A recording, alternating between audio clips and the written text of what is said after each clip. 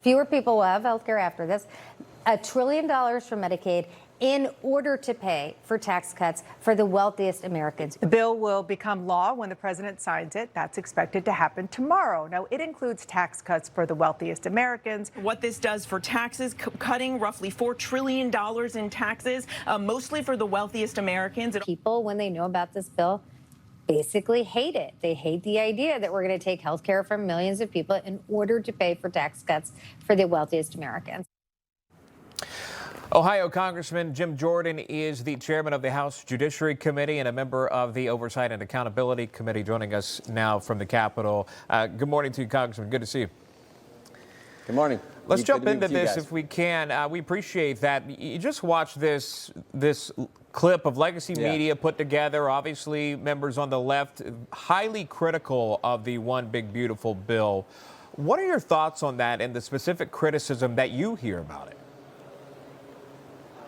Well, I always say, it's a good bill because the left hates it. And the left hates it because it doesn't empower government. It actually empowers people, empowers families. The largest tax cut in American history. That's good for moms and dads. That's good for families. Lets them spend their money on their goals and dreams. Largest investment in border security. Left doesn't like that because we saw what they did in the 4 years of the Biden administration. Let 10 million people just come into the country. So you got the largest tax cut, the largest investment in border security, resources for ICE agents, resources for detention space, resources for the wall, resources for immigration judges. And then the other two things that I think are so good is you have work requirements. If you're an able-bodied adult and you're getting taxpayer money today in our welfare system, guess what? From now on, you're going to have to work. That's a good thing for taxpayers. It's a good thing for our economy. And frankly, it's good for those individuals. And then finally, the thing I think is really important as well, we now have for the first time built into the tax code a school choice provision, which is going to give parents, moms and dads, the ability to pick where their son or daughter is going to get the best education. So, of course, the left doesn't like it. That's not big government. That's about empowering people. But it's not just the left, though, Congressman. It's Congressman Thomas Massey, a Republican. It's Elon Musk. So there are some on that side that also don't agree. They're not criticizing those four elements. What they're critical of is, and I understand this, is we should have cut more spending. I get that. But when you got a small majority in both the House and the Senate, it's tough to put those votes together. So, yeah, should we have cut more spending? Of course. But you got to cobble together the votes with a small majority in both House and Senate to get something passed. We were able to do that. It does take the spending curve from this kind of trajectory and bends it down some. But overall, this is still a really good piece of legislation. Could you take any one of those elements I talked about, put it as a standalone bill? You'd vote for it. Would you vote for tax cuts? Yeah. Would you vote for border security? Yeah. You would vote for those. So you put it all together. Somehow it's not good enough because it doesn't cut enough spending.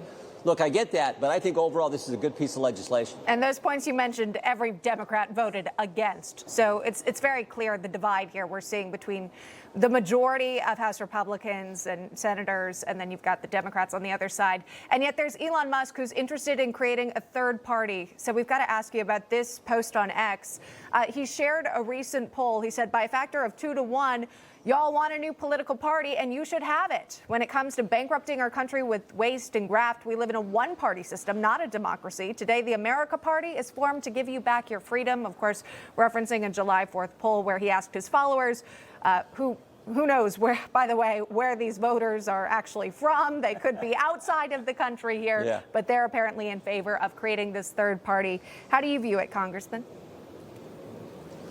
Well, I get nervous every time there's a third party.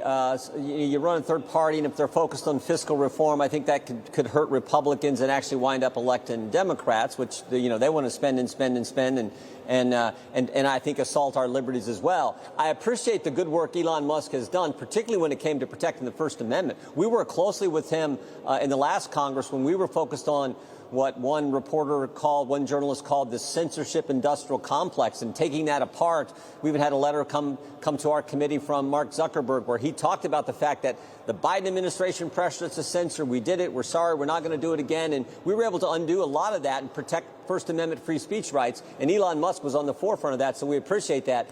But I get real nervous about a third party and what that means, because I think it could result in electing more Democrats when you got 3 people running, you're taking votes from Republicans. That, I think, could be a problem. Information. Truth is freedom. is Newsmax. It's real news for real people.